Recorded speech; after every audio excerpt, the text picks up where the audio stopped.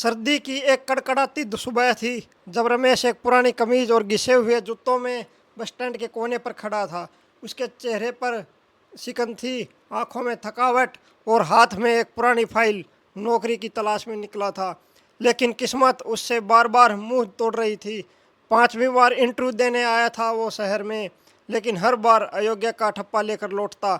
गांव में बीमार माँ इंतजार करती और घर का चूल्हा ठंडा पड़ा होता। उसी दिन बस स्टैंड पर एक बुजुर्ग महिला आई, थकी हुई, कांपती और परेशान। उसके पास बस के लिए पैसे नहीं थे और वह अपने बीमार बेटे से मिलने जाना चाहती थी। रमेश के पास कुल 70 रुपये थे, अगले इंटरव्यू तक का खर्च, लेकिन उसने बिना सोचे वो पैसे उस बुजुर्ग महिला को दे दिए और खुद पैदल चल पड़ा, यह सोचकर कि जो देगा भगवान देगा। महिला ने आंसू भरी आंखों से आशीर्वाद दिया, बेटा तू बहुत ऊंचा जाएगा। रमेश मुस्कुराया और आगे बढ़ा, और उसी शाम शहर के एक मंदिर के बाहर उसे एक आदमी मिला, महेंद्र, जो खुद भी अपनी पत्नी के इलाज के लिए किसी नेक इंसान की तलाश में था।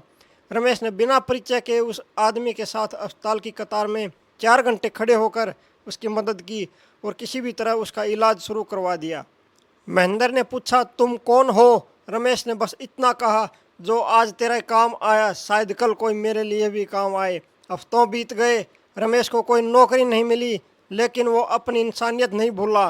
कभी भूखे को खाना खिला देता, कभी अनजान बुजुर्ग को सड़क पार करा देता, कभी किसी गरीब को बस का किराया दे देता, खुद चाहे भूखा रह जाए।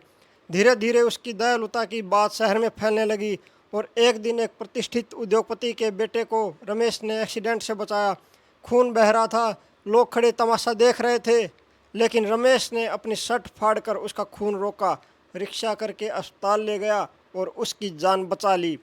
अगले दिन जब उस उद्योगपति ने रमेश को बुलाया और उसका नाम पूछा, तो रमेश ने कहा, मैं एक बेरोजगार हूँ, लेकिन दिलदार ज़रूर हूँ। उस आदमी ने कहा, जिस इंसान में इतना ज़मीर है, उसके जैसे लोगों को हमारी कंपनी में जगह चाहिए। और यूँ रमेश को वह नौकरी मिल गई जिसके लिए वह महीनों से दर दर भटक रहा था। अब वह एक बड़ी कंपनी में ईमानदारी और मेहनत का चेहरा बन गया। रमेश की माँ का इलाज हुआ, घर में फिर से चूल्हा जला और उसके गांव के लोग गर्व से उसका नाम लेने लगे। लेकिन रमेश वहीं नहीं रुका, उसने एक संस्था खोली, भला फाउंडेशन, जिसमें हर उस इंसान की मदद होती थी जो मुश्किल में होता, चाहे बस का किराया हो, पढ़ाई की फीस या अस्पताल का खर्च। धीरे धीरे रमेश की संस्था पूरे राज्य में फैल गई, और जब एक दिन उसे मानवता सम्मान पुरस्कार मिला, तो वह मंच पर जाकर बस यही बोला, जिस दिन मैंने पहली बार किसी को अपना बचा हुआ खाना दिया था, उस दिन मैंने अपने भीतर के भगवान को जगा दिया था। भलाई कभी बेकार नहीं जाती, और जब आप बिना स्वार्थ के देते हो तो ईश्वर बिना मांगे लौटाता है। आज रमेश का जीवन मिसाल है, उसकी एक एक सांस में इंसानियत बसती है, और लोग उसके नाम से नहीं, उसके कर्मों से उसे पहचानते हैं। वो अक्सर अपने भाषण में एक ही बात दोहराता, कर भला तो हो भला, देर से सही लेकिन ईमानदारी का फल मीठा जरूर होता है। और यही वो वाक्य जो अब हजारों युवाओं की सोच बन चुका है।